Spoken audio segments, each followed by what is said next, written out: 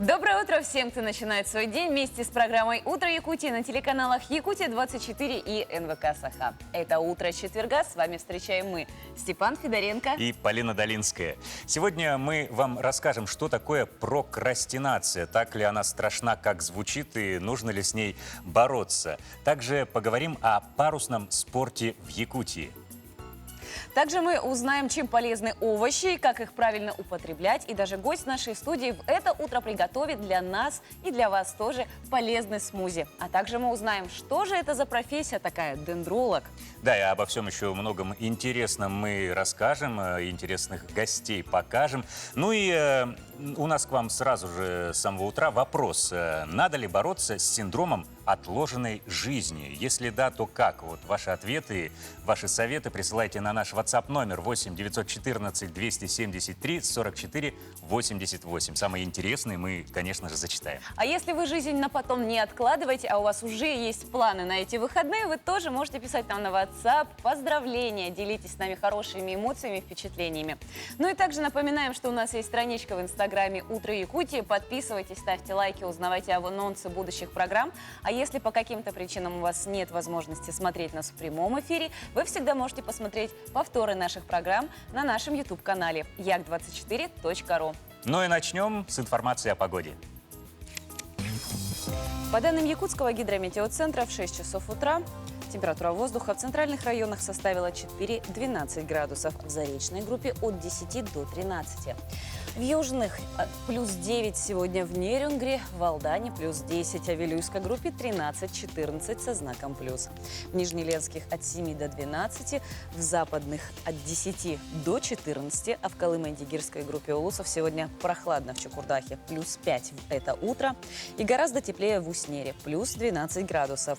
В Янских от 2 до 10, на северо-западе от 7 до 11. В городе Якутске температура воздуха на 6 часов утра составила 11 градусов, выше 0, атмосферное давление 750 миллиметров ртутного столба. Ветер юго-западный дует со скоростью 1 метр в секунду. В течение дня преимущественно без осадков, ветер западный подует с порывами от 4 до 9 метров в секунду, днем 20-22 градуса тепла.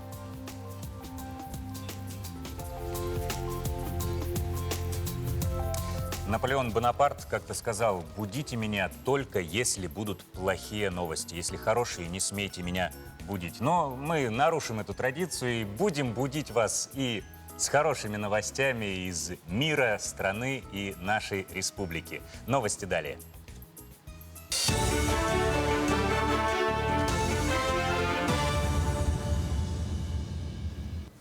В Якутии дали старт масштабному проекту «Чистая Арктика». Первой площадкой очистки в республике стал поселок Тикси Булунского района. Накануне в поселке объявлен масштабный субботник, в котором принимают участие военнослужащие, волонтеры, местные жители, представители и партнеры проекта «Чистая Арктика», Министерство по развитию Арктики, а также экологии и природопользования. Первая локация очистки стал берег бухты моря Лаптевых. Общими силами за один день собрано около 60 тонн металла и древесины. К движению волонтеров Всероссийского студенческого корпуса спасателей присоединилась и местная молодежь. Совместно ребята продолжат сбор отходов до 3 сентября. Собранный металл уже отгружается на баржу, затем водным путем металл будет отправлен в Нижний Бестях. Оттуда железной дорогой транспортирован в металлургический завод. Полностью очистить поселок Тикси от металлолома и нежилых объектов планируется до 2024 года. Якутские энергетики завершают ремонтные работы по подготовке к отопительному сезону. Так, большая работа в этом году была проделана по замене и ремонту квартальных и магистральных сетей. Также большая работа по ним была проделана на участке улицы Хабарова. Там заменили 400 метров труб. По словам специалистов, с этого года Якутская ТЭЦ начала отвечать и за контроль подготовки оборудования теплопотребляющих установок потребителей. Простыми словами, проверяют управляющие компании на предмет готовности к отопительному сезону. Эта работа активно идет и подходит к завершающей стадии. На сегодня 52% домов получили акты готовности к отопительному сезону. Мы производим замену 16 километров тепловых сетей и находимся сейчас в завершающей стадии. По квартальным сетям работы выполнены уже на 95%. И с 5 по 31 число августа мы приступаем к заполнению уже всех сетей для того, чтобы с началом отопительного сезона обеспечить циркуляцию. Обучение в школах Якутска начнется с 1 сентября в очном формате. Об этом заявил начальник управления образования города Алексей Семенов. Он также отметил, что линейки, посвященные Дню знаний, пройдут на открытом воздухе с соблюдением социальной дистанции. Родители учащихся будут допущены к мероприятиям. Процесс приемки школ завершен. Проверку успешно прошли практически все общеобразовательные учреждения. В нескольких объектах завершаются работы по устранению замечаний. Ведем такую работу с прошлого года, чтобы расширить кабинеты. То есть мы приобретали гаражи, контейнера, чтобы освободить помещения внутри наших образовательных учреждений, чтобы сделать дополнительные кабинеты. И таким образом мы увеличили количество классов, комплектов, посмотрели уже по отдельным школам, где есть трудные условия, обследовали и помещения, и количество классов, комплектов, чтобы увеличить, сделать дополнительные наборы.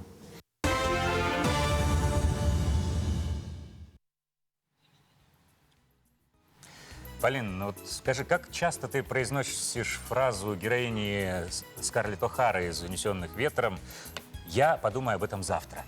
Ну, я как бы не настолько часто, но когда, допустим, мне нужно оправдать какую-то свою лень, или если я что-то не успеваю, я могу так сказать, что я подумаю об этом завтра. Это было на сегодня не важно. А оказывается, психологи называют это синдромом отложенной жизни. Или прокрастинацией. Какое-то вот такое вот страшное слово на самом деле, а вроде как ситуация это не очень и страшная, да? Так, я подумаю об этом завтра, что такого. Желание отложить важные дела на потом возникает частенько, очень у многих из нас. И, кстати, некоторые психологи говорят, если мы откладываем на потом, не так часто, то это вполне себе нормально. А если же у нас это постоянное оправдание, после того, как закончу школу, после того, как поступлю в университет, женюсь, выйду на пенсию, когда у человека на каждый случай, на каждое дело есть именно вот такая отговорка, то это уже серьезная проблема, и с этим надо как-то бороться. День контент-менеджера Дарьи начинается не с кофе, с телефона. Это не только рабочий инструмент. Смартфон заменяет ежедневник. Дарья четко планирует свой день. В список дел попадает любая мелочь. Раз в несколько дней я уже группирую и систематизирую по важности, неважности, срочности, несрочности. Что-то я выписываю, что мне уже не актуально. И в начале нового дня я уже смотрю и сегментирую дальше по своим сферам, дом, работа и так далее. Для кого-то это звучит супер занудно, но для меня это самая рабочая схема сейчас. Эта схема помогает Дарье не откладывать важные дела на потом. Проблема девушки знакома, как любому работающему человеку. Психологи называют явление синдромом завтрашнего дня или прокрастинацией. Человек не просто ленится, он заменяет нежелаемое или сложное дело более легким. Срочные задачи копятся, как снежный ком, до стресса недалеко. В Центре подготовки кадров Алроса прокрастинацию и методы борьбы с ней изучают в рамках курса тайм-менеджмента. Иногда бывает, что люди прямо приходят и просят поучаствовать в этом тренинге, поскольку мы даем практические рекомендации, и понятно, что уже после тренинга люди способны уже совладать с собой, со временем и со всем остальным. На курсах преподаватели объясняют, чем прокрастинация отличается от банальной лени. Многие не разделяют эти понятия. Изо всех сил борются с желанием полениться. Помоложе был, ходил в спортзал. А сейчас я пенсионер, еще работаю. Наверное, лени у меня нету. Детей беру, ягоды собираю. Мне кажется, лень – это только если человек болен. А в основном нет, это надо искать причину в организме. Вот и получается, что лень воспринимают как негативное явление. Между тем, негативные последствия несет именно прокрастинация. А работник, который откладывает выполнение задач, со временем теряет деловую репутацию. Как же бороться с синдромом завтрашнего дня? Действуйте сразу. 10-минутное погружение в проект, и вот вы уже увлеклись работой. Что же касается лени, психологи говорят, ленитесь на здоровье без угрызения совести. Пары дней хватит, чтобы преодолеть выгорание и полноценно отдохнуть. Олеся Васева, Анастасия Белокреницкая, телеканал «Алмазный край». Ну а как вы, уважаемые наши телезрители, боретесь вот с этим синдромом отложенной жизни или с прокрастинацией? Мы хотим спросить у вас. Присылайте свои ответы на наш WhatsApp номер 8 914 273 44 88. А может быть, вы вообще не боретесь, может, вам нравится всегда откладывать все. Ну, как мы узнали из предыдущего сюжета, оказывается, полениться все-таки можно и иногда. Просто достаточно 2 дней, и все будет хорошо. Друзья, а если у вас сегодня, ну, просто надо на работу и много планов, и лениться вам некогда, вам нужно взбодриться. Делайте вместе с нами йога-зарядку. Доброе утро! Сегодня комплекс упражнений на укрепление мышц спины, живота и ног. Приступаем к нашим упражнениям. Переходим с вами в наклон. И медленно поднимаемся наверх. Напоминаю, что каждое упражнение нужно делать по 3 раза. Дальше мы вытягиваем ногу назад, руки параллельны вашему коврику и соединяем ладони вместе. Укрепляем ноги, задняя нога ваша натянута. Возвращаемся в исходное положение и завершаем.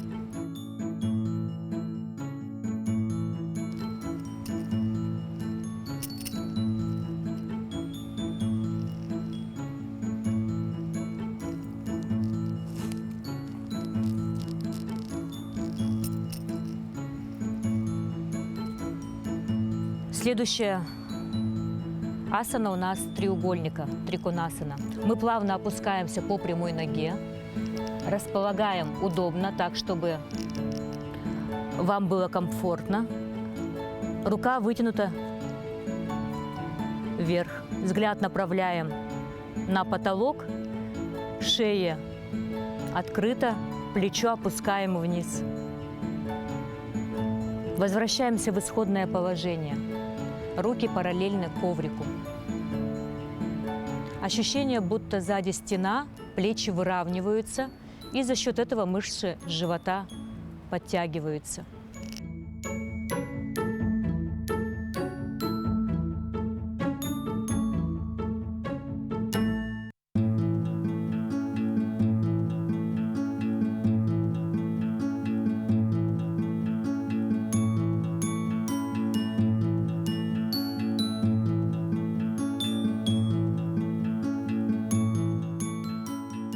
Переходим к следующему.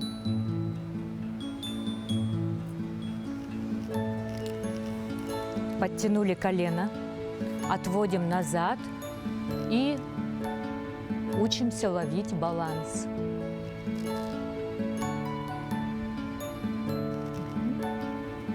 Хорошо. И то же самое с другой стороны.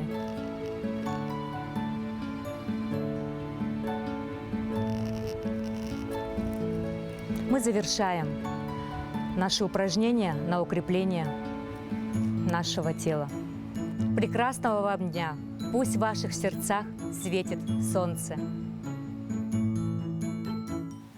Ну а вот уж у кого, как нам кажется, нет проблем с синдромом отложенной жизни или с прокрастинацией, так это у нашего следующего гостя.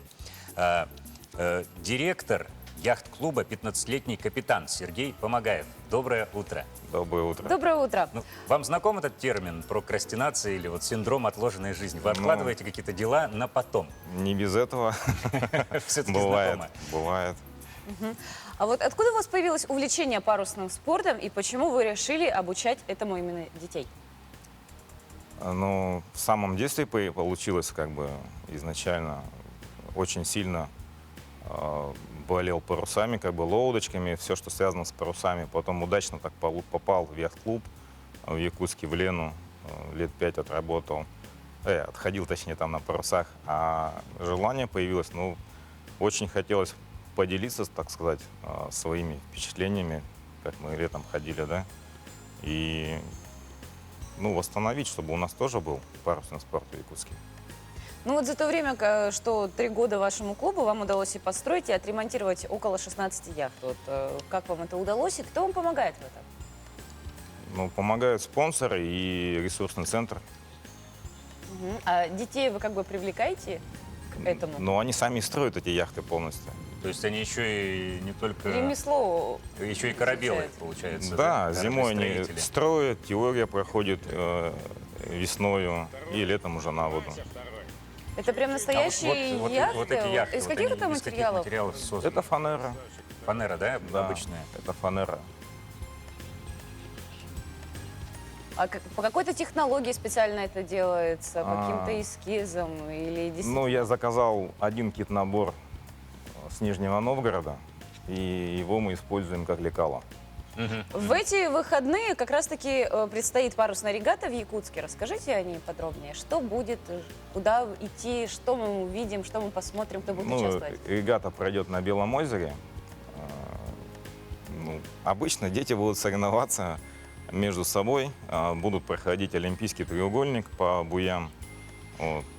Что нужно для того, чтобы вступить в ваш клуб, кроме желания? там, Наверняка возраст, много да, какие-то- родителей, кто захочет отдать детей Ну, заниматься парусным спортом. На данный момент, допустим, у нас лодки рассчитаны на детей до 15 лет, и ребенку от 6 до 15 лет можно пока прийти. Да? Зимой можно хоть кому прийти и А зимой что делают ваши воспитанники зимой? строят. Строят. Эти самые лодки строят. А насколько сложно управлять? Как долго и проходит сам процесс обучения? Ну, первые шаги на воде, допустим, сделают они уже через час, самостоятельно могут уйти. Вот. Если не боится воды и перевернуться, допустим. А бывает ребенок, что он несколько дней его катают сначала, он привыкает, а потом только он уже самостоятельно идет наверх уже. Это же все-таки как бы спортивные соревнования. Какие-нибудь, может быть, ограничения по состоянию здоровью есть? Ну, вообще парусный спорт, он считается как бы экстремальным видом спорта. И ограничения, ну, от педиатра просто справка, что он допускается к Какое-то занятиям. снаряжение для детей. Одежда, те же самые жилеты, может быть, Ну, и какие-то снаряжение, это гидрокостюмы? вот у них как бы с собой приносят кепку от солнца, а на воде жилет непосредственно как бы идет. А если ребенок приходит до 15 лет, то есть до 14 до получения паспорта, должен ли он посещать с родителями, либо он может принести справку, что родители разрешают ему занятия? Нет, просто идет договор и все с родителями. Ну, Ну. очень интересно. А вот кроме Якутска, где еще у нас развивается парусный спорт? У нас, ну, из Якутии я знаю только Неринги. У них на водохранилище хорошее, там тоже яхт-клуб у них есть. А по Якутии не знаю где. Ну, а какие-то связи у вас есть с Нерингри? Вот, может быть, какие-то совместные регаты у вас Соревнования, проходят? может быть. В Соревнования этом между году хотели клубами? в августе к ним съездить на соревнования, но не получилось, потому что мы поздно открылись. А вообще, конечно, мы с ними общаемся. Они нам 3 яхты подарили уже, вот, которые до 17 лет детям уже. Вот, с Владивостоком как бы списываемся, с Новосибирском, с Испанией даже списываемся. Вот, все зовут на регату, но пока мы не готовы. Ребятишки, которые занимаются у вас в яхт-клубе, здесь, в Якутске, вывозите ли вы их на центральную часть России на соревнования? Пока нет. Но А будем, есть ли у вас такие дальнейшие планы? конечно. А вот есть ли какие-то, я не знаю, там, кандидат в мастера спорта, какие-то, ну, вот именно такие вот повышения своей Вот как раз квалификации смотрел, у как деток? строят яхты. Квалификация-то показывают. есть, но у нас на данный момент нету, потому что, чтобы их получать, нужно выезжать много. То есть, Как минимум там от 3 или 7 нужно каких-то официальных российских регат пройти, чтобы получить как минимально там 3-й класс, допустим. Ну, прям здорово, я смотрю, дети такие довольные, радостные, вот им прям нравится все это заниматься. построить свой корабль, это же вообще мечта. мечта Это любого мечта, мальчишки. да и девчонки тоже, особенно с детства. Девочки тоже ходят. Кстати, мы знаем, что вы еще также относитесь к осознанному употреблению. Потреблению. Ну, стараемся, да. Мгм. Какие А вот какие, вы проекты да. продвигаете, направления? Ну, из проектов только у нас по экологии было, а вот непосредственно поэтому как бы проектов нету. Просто как бы есть само движение, направление и все. Этому вы тоже и деток учите. Ну, деток учим в основном экологии. Это вот сбор вторсырья, ну, чисто по порядку, там, не мусорить, не плювать, скажем так, на территорию себя, да, там. Спасибо большое. Ну, наверняка ваши воспитанники в будущем будут очень увлеченными и востребованными Мы желаем, чтобы вы все-таки специалистами, там да. участвовали во всех регатах, завоевывали какие-то звания и развивались дальше. Всего вам доброго, спасибо. Спасибо большое. До свидания.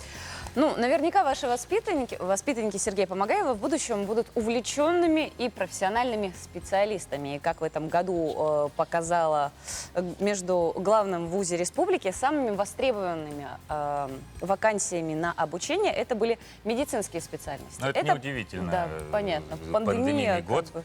Да, действительно показала, кто у нас действительно важные специалисты. Также у нас обычно идут в топе IT-направления сейчас, когда Тоже все неудивительно. развивается, строительные и юридические.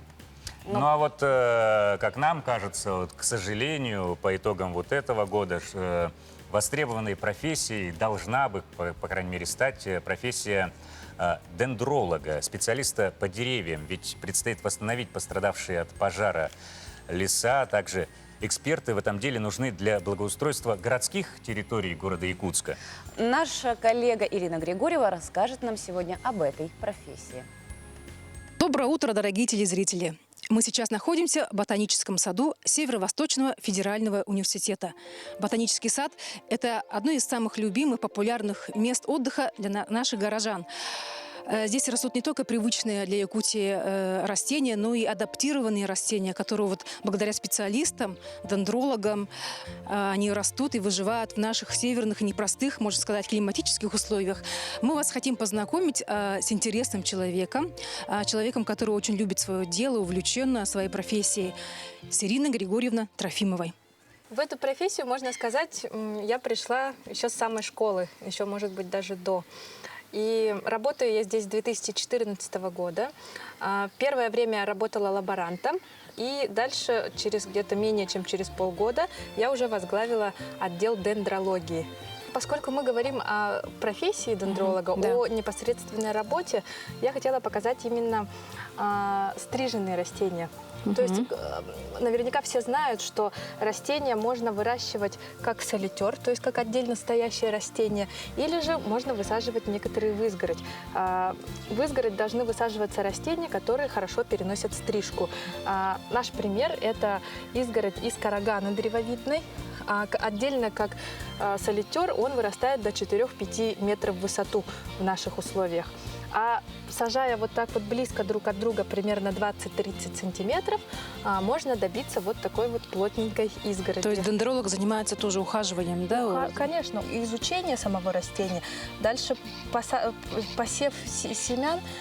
После посева мы получаем сеянцы, и уже, получается, мы обязательно должны знать, как растения будут выглядеть в ландшафте. Но дендролог еще и хирург, да, потому что он и режет то, что заболело, как говорится. Вот, а если деревце заболело? Видно, когда растение начинает заболевать, и есть такие признаки, как сморщивание листочков, или же такой жирный блеск. А вот здесь все ли нормально? Здесь вот немножко оно подсохло, но это уже после стрижки. А как вы подкармливаете вот эти вот саженцы? Подкормка растений происходит 2 раза за сезон. Фосфорно-калийные удобрения применяются осенью, поскольку они нерастворимые, а азотные удобрения применяют весной. Вот как вы используете дендрологию, биологию, ботанику в своей жизни? Во-первых, это большое удовольствие.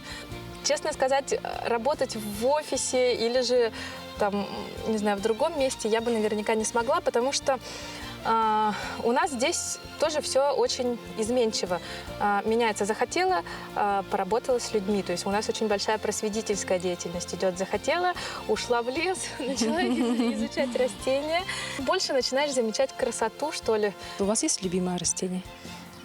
Но оно не совсем экзотическое, но оно одно из моих самых любимых растений. Это яблоня. Оно не очень прихотливое, то есть, можно сказать, вообще неприхотливое. И очень хорошо зимует.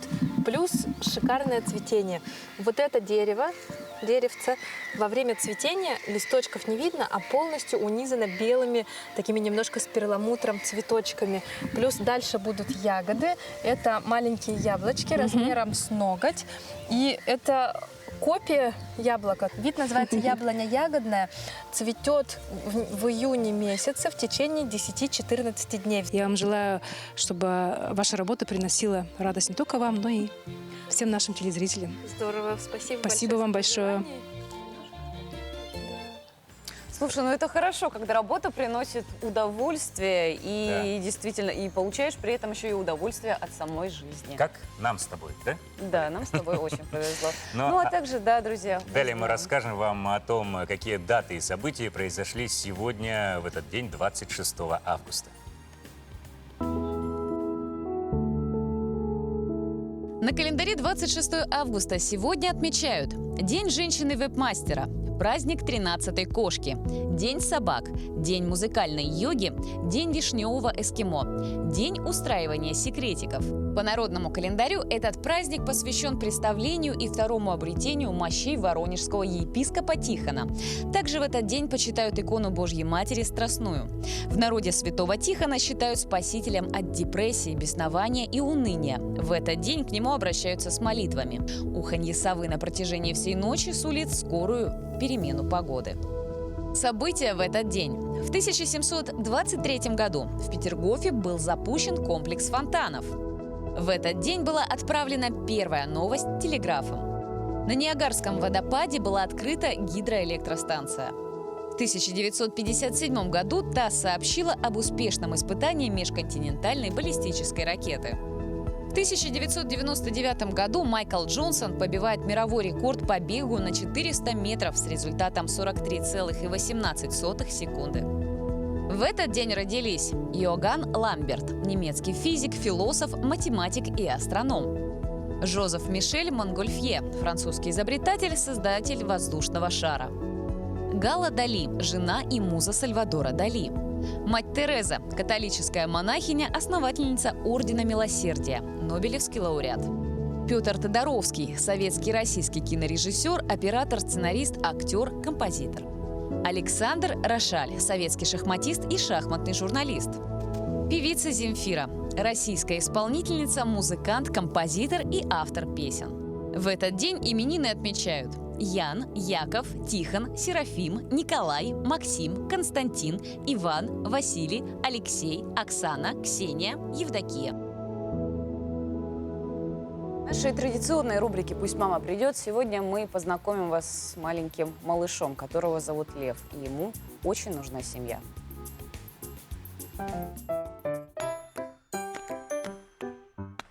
Этого милого малыша зовут Лев. Леве у нас 1 год и 4 месяца. Он у нас веселый, любит играть с игрушками, наблюдает, с детьми очень хорошо ладит, учится ходить на ходунке, но пока не умеем кушать с ложечки. Да, Лёва? Лёва любознательный и открытый ребенок. Он много лопочет и живо интересуется всем вокруг.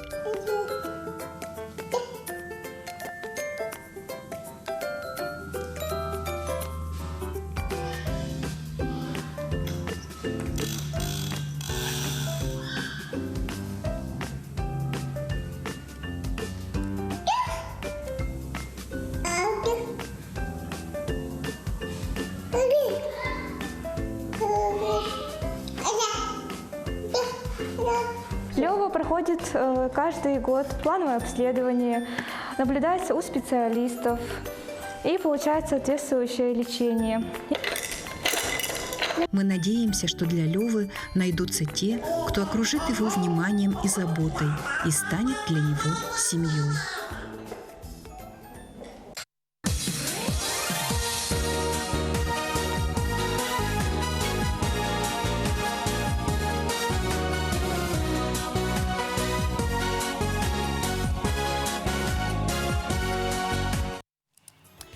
Еще раз доброе утро всем, кто только что встал с кровати. Просыпайтесь, поднимайтесь.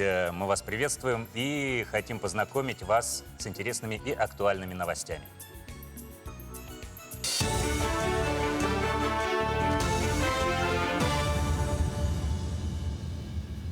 Материально-техническая база Государственного природного заповедника «Медвежьи острова» пополнилась новой техникой из Якутска.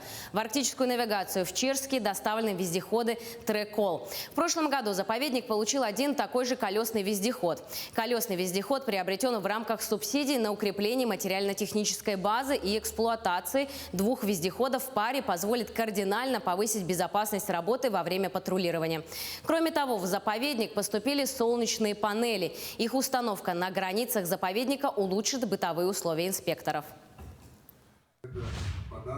Ситуацию с кормозаготовкой в Якутии обсудили на совещании председателя правительства Андрея Тарасенко и Министерства сельского хозяйства республики. Так, на сегодняшний день по республике скошено более 308 тысяч гектаров сенокосных угодий. При этом в прошлом году на соответствующий период было скошено более 358 тысяч. Для восполнения нехватки сена администрации районов организовали работу мобильных бригад на отдаленных сенокосных угодьях, где объем заготовок составит 39 тысяч тонн. Также бригады работают и за пределами республики. В Амурской области оттуда также будут закуплены недостающие по плану корма. Самое главное, конечно, это вот мы всю цепочку, логистику выстраиваем, начиная от финансирования и кончая даже провоза по, так как этот не габарит получается, надо выполнить все вот эти в МВД правила по перевозке и так далее. В Якутской республиканской клинической больнице номер 3 начнут обучать население для правильного ухода за лежачими больными. Такое направление в медицине называется паллиативная помощь. Общественники столицы выиграли федеральный грант для реализации данного проекта. В течение полугода они будут реализовывать его в городе Якутске совместно с врачами ЕРКБ номер 3. Они не только будут выезжать в дома граждан, где люди присматривают за лежачими больными, но и обучать их уходу и присмотру за такими пациентами. Нашими врачами была разработана программа обучения. Это курс, состоящий из 6 занятий. И в зависимости от диагноза паллиативного пациента врачи, медсестры, они будут обучать родственников, вот как правильно кормить таких пациентов, да, и как вот основам гигиенического ухода, ну и так далее. Осень – это тот период, когда наш организм вовсю готовится для того, чтобы встретить ту самую холодную зиму. Да, из-за того, что день становится короче, а погода все более прохладная, мы повышаем потребление калорий и углеводов. Так ли это, правильно ли это? На эти вопросы нам сегодня ответит гость нашей студии. Врач-диетолог Елена Лемешко. Доброе утро. Доброе утро. Ну и какое соотношение белков, жиров, углеводов вот вы можете порекомендовать, вы считаете оптимальным для человека? Значит, соотношение белков, жиров и углеводов, конечно же, индивидуально, да, то есть все зависит от пола, возраста, да, то есть каких-то, может быть, потребностей нашего организма, в зависимости от того, может быть, каких-то целей мы хотим добиться. То есть если человек с ожирением, либо наоборот набирает вес, то соотношение это будет различное. Но в целом, то есть по рекомендациям Всемирной организации здравоохранения, это соотношение составляет белки 20%, жиры 30%, углеводы 50%. То есть, А вот есть ли какая-то универсальная форма именно набора витаминов, углеводов тех для человека, который хочет именно поднять свой иммунитет и вот осень, зиму хорошенько, без болезней пережить? Значит, питание должно быть сбалансированным, да, то есть только в этом случае мы будем употреблять с продуктами полноценные витамины и минералы, которые нам необходимы для нашего здоровья и поддержания иммунитета. То есть прежде всего, то есть сбалансированно, то есть содержать все белки, жиры, углеводы разнообразные. То есть если сейчас сезон овощей, нужно запасаться витаминчиками? Конечно, да. То есть сейчас самая пора, да, то есть употреблять сезонные овощи, конечно. Угу. Вот вы принесли с собой тоже некоторые овощи и фрукты, и хотите нам что-то приготовить. Да, сегодня мы приготовим овощной зеленый смузи, то есть который нас поддержит, да, поддержит наш иммунитет и даст нам бодрость и энергию на целый день. Угу. Давайте начнем. Что для этого нужно? Что для этого нужно? Мы возьмем огурец. Угу. Вот примерно то количество продуктов, которые вы берете, это на какое количество порций? Так, на 3-4 человек точно На хватит. 3 человека. Да. Семья в 3 человека, вот этого, в принципе, достаточно. Да, в принципе, Один огурец, да? да, мы возьмем. Один огурец, 1 яблоко, 2 киви, Да, лимончик. и немножко укропчика, да. А вот, допустим, что можно заменить? Вот говорят, сельдерей очень полезен. Да, то есть здесь на вкус и на цвет, как говорится, товарищей нет, да, то есть мы можем взять сельдерей, мы можем взять шпинат, мы можем взять укроп, петрушку, да, то есть это дело вкуса, какие-то вкусовые предпочтения. А какая у него будет основа? Это сливки, это взять йогурт, кефир, может быть... Основа просто и вода. И вода. Да. То есть это будет такой низкокалорийный смузи. Какую роль играют овощи для правильного пищеварения и которое потом в последующем влияет на здоровье и общее состояние иммунитета человека? Значит, овощи нам важны, да, в плане каком? То есть овощи богаты клетчаткой, витамины, антиоксиданты, минералы содержат. И, конечно же, они способствуют хорошему пищеварению и поддержанию нашего организма. То есть в этом плане они нам незаменимы. А переизбыток может быть? Переизбыток овощей. Перенасытиться. Значит, переизбыток овощей тоже может влиять плохо на наш организм в плане... В каком плане? То есть наш кишечник просто не сможет их усвоить. То есть, в принципе, все, что полезное в себе те самые овощи несут, они будут как бы могут вызывать, да, то есть могут вызвать проблемы с желудком, то есть вздутие живота могут просто не усвоиться. Да, и просто не усвоиться. А вот какие овощи более безопасные, предпочтительные, и есть ли какая-то норма потребления этих самых овощей? Да, то есть по последним исследованиям, то есть рекомендуют вообще в сутки употреблять 400-500 грамм овощей. А вот насколько сейчас по-прежнему еще актуально выражение «яблоко в день» и не понадобятся врачи? Очень актуально, потому что яблоко на самом деле очень полезно, содержит пектин, то есть это пребиотик, который поддерживает состояние нашей полезной микрофлоры. Да? То есть пребиотики – это вещества, которые необходимы для лакто- и бифидобактерий. То есть без пребиотиков наш кишечник будет плохо работать. Да? А от микрофлоры кишечника у нас зависит и иммунитет, и вообще, то есть дает нам энергию и бодрость. То есть это важно. А вот осенью ладно, а зимой что делать? Зимой же свежих овощей нет. Ну, нам повезло в этом плане, да, то есть у нас есть Саюри, то есть компания, которая помогает нам и обеспечивает свежими овощами. Все-таки лучше как бы именно употреблять свежие овощи. Да, предпочтительно, да. Те самые привозные, там, ну, лежали они какое-то время. Ну, чем больше, конечно, чем больше овощ хранится, тем меньше пользы он содержит, да, витамины, минералы, как бы содержание, конечно, уменьшается. То есть предпочтительное, конечно, употреблять свежие овощи в этом плане. А вот про овощные диеты, вот, насколько это актуально, безопасно? Или все-таки белки, вот, углеводы, они обязательно должны присутствовать в рационе человека? Значит, все должно быть в меру, да, то есть и на одних овощах мы долго не проживем, то есть мы можем каких-то полезных питательных веществ себя лишить. То есть в мясе содержится большое количество железа. То есть из овощей мы такого ценного микроэлемента, конечно, мы не получим, поэтому то есть и мясо, и рыба, то есть не только овощи, да, у нас должны присутствовать в рационе, несмотря на то, что они очень полезны, конечно. Ну что ж, давайте приготовим.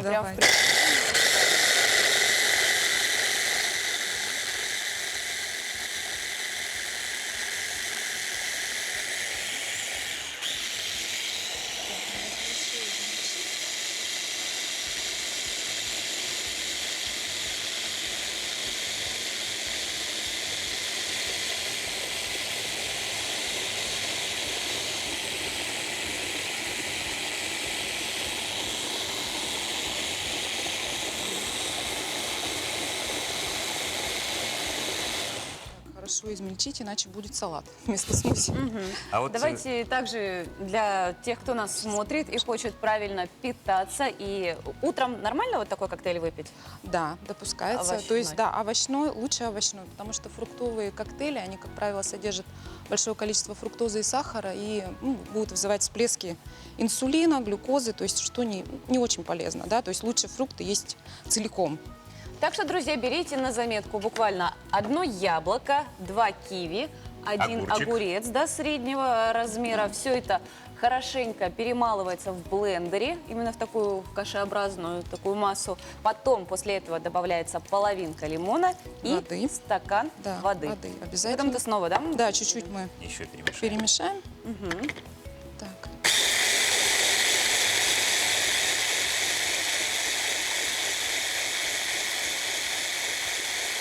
Так, чтобы это было, можно выпить. Все, готово. А вот что касается сочетания продуктов, если, допустим, человек составил себе, как бы без помощи диетолога, составил себе примерное меню, то есть обязательно мясо, обязательно клетчатка в виде овощей и, допустим, какие-то быстрые там углеводы там, или, наоборот, медленные, та же самая каша, а они между собой, допустим, та же самая говядина там с каким-то рисом не сочетается.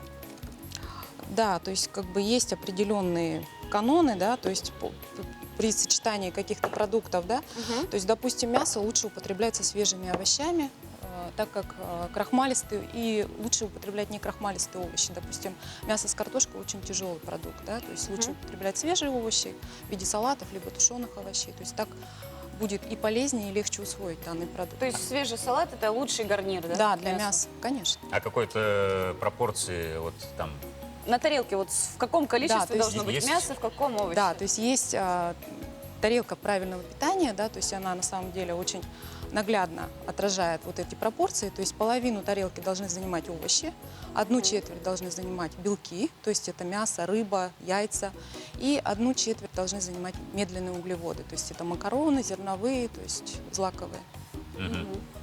А что у нас будет сегодня? Да, сегодня мы попробуем. Мне прям очень нравится. Так, наш зеленый смузи готов. Лучше с трубочек его Да, употреблять? можно попробовать, не знаю, так, сейчас, если он...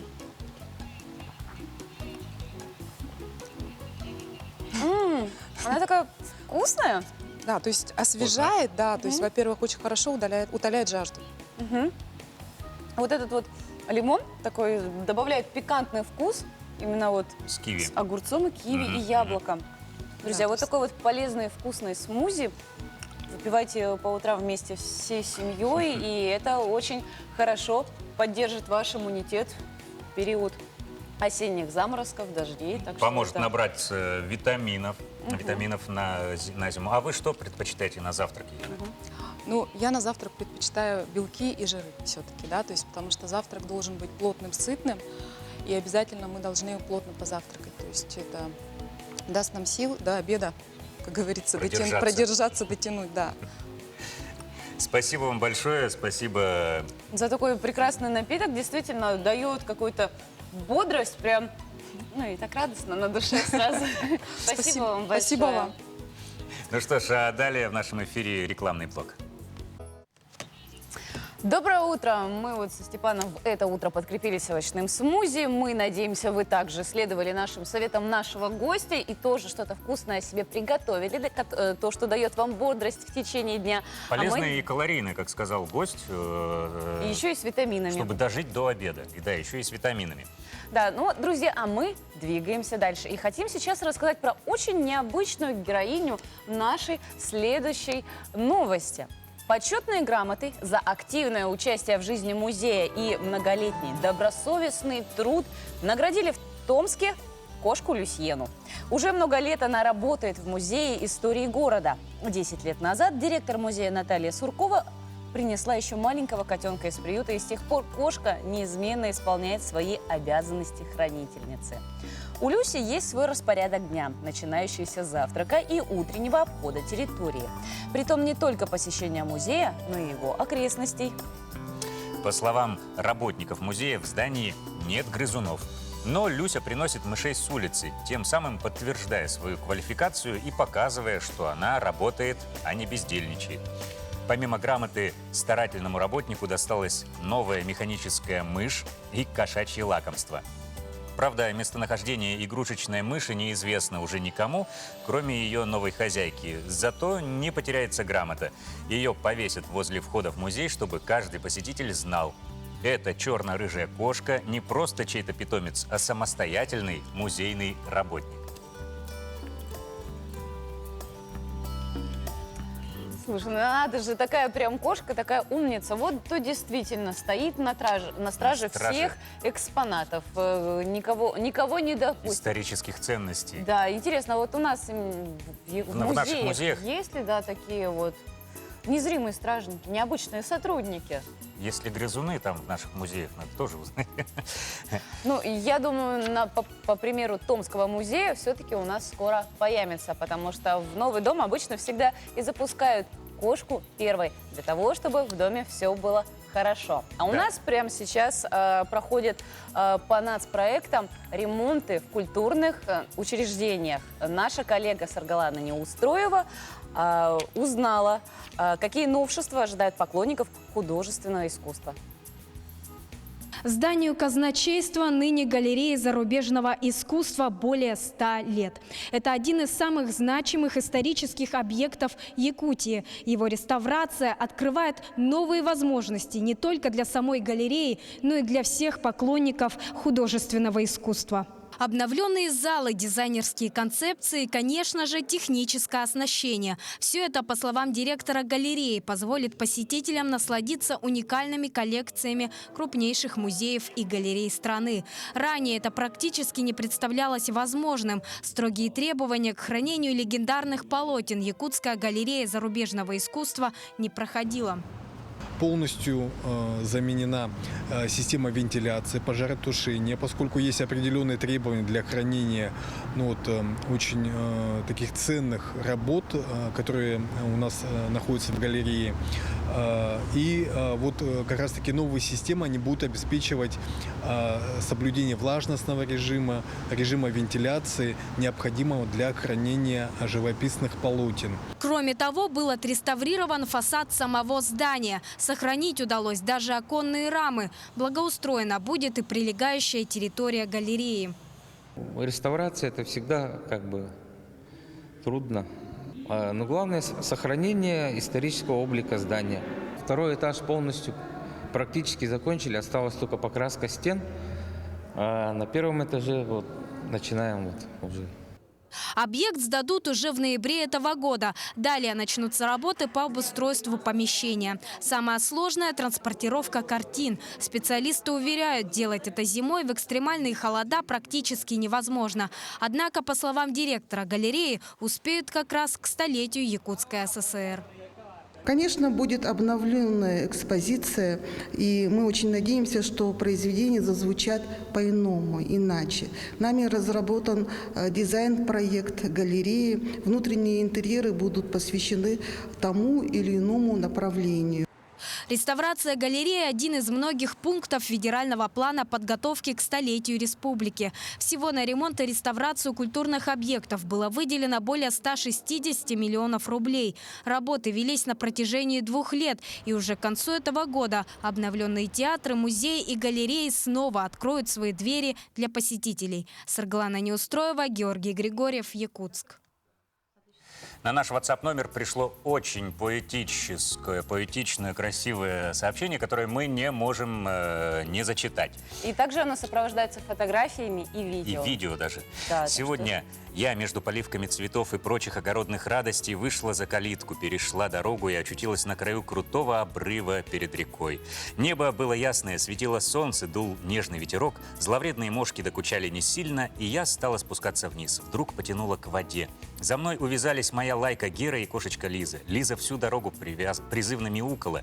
На песочке, еще не спустившись вниз, она тут же начала нежиться, вытянув свое тельце и лапки. Мы с Герой ломанулись вниз. На ходу я срывала переспевшие и необычайно вкусные и сладкие соплодия шиповника, свисающие там и сям в неимоверном количестве. Спустившись, побродила по воде, оказавшейся не слишком ледяной, и посидела на разогретом на солнце камне, воображая при этом себя ассоль, ожидающие некоего принца на алых парусах. Рядом у камушка распласталась Лиза. Не дождавшись принца, пришлось возвращаться. На ужин накопала картошки и сварила морсики из брусники с мятой. Вот такой вчера у меня был день. Я живу на берегу реки Вилюй. Мы думаем, вот это вот как раз вот река это вот прекрасное Вилюй. видео. Друзья, спасибо, что вы создаете нам настроение в это утро, что вы делитесь своими эмоциями вместе с нами. Нам очень приятно. И, друзья, это очередной раз доказывает, какая у нас вот... Это, видимо, автор, Это автор того самого рассказа того самого Антонина. рассказа из Вилюя. Это Вилюйск. Спасибо вам, река Вилюй. Мы еще раз вас благодарим. Благодарим вас. Да. Очередной раз это доказывает, какая у нас обширная и красивая республика. Кстати, Которая будет отмечать в следующем году 100-летний юбилей. Якутской АСР. Кстати, такую же дату будут отмечать и другие регионы страны. На днях в Кабардино-Балкарии в рамках подготовки к 100-летней республике провели фестиваль мировых рекордов по спорту, кулинарии и культуре. Участники установили около 30 рекордов. Творческая часть рекордов состояла из песни, танца. Так, впервые на вершине Эльбруса прозвучала песня «Минги-Тау» – название горы на балкарском языке. Гимн к горе Эльбрус исполнил народный артист Амур Текуев. Рекордные забеги на вершину Эльбруса совершили спортсмены-экстремалы Виталий Шкель и Ильяс Ачабаев. На поляне Иткол на высоте 2080 метров над уровнем моря установили мировые рекорды по жиму штанги лежа. Кулинарные рекорды поставили в приготовлении национальных блюд балкарцев и кабардинцев в условиях высокогорья. Шашлык длиной 99 метров. Самый большой балкарский хычин диаметром в 2,5 метра и другие блюда.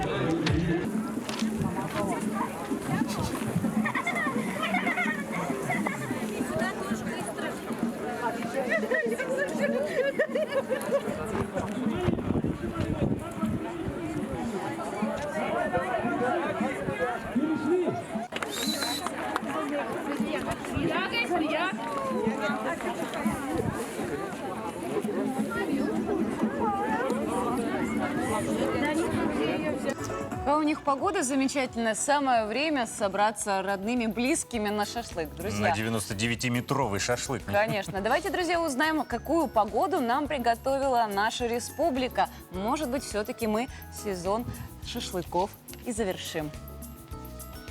По данным Якутского гидрометеоцентра, в 6 часов утра температура воздуха в центральных районах составила 4-12 градусов. В заречной группе от 10 до 13. В южных, в Нерюнгри это утро плюс 9, в Алдане плюс 10, а в Вилюйской группе 13-14 со знаком плюс. В Нижнеленских от 7 до 12, в западных 10-14. В Колымо-Индигирской группе Улуса в Чукурдахе столбик термометра сегодня в 6 часов утра был зафиксирован на отметке 5 градусов выше 0, 12 градусов в Уснере. В Янских от 2 до 10, на северо-западе 7-11 градусов тепла.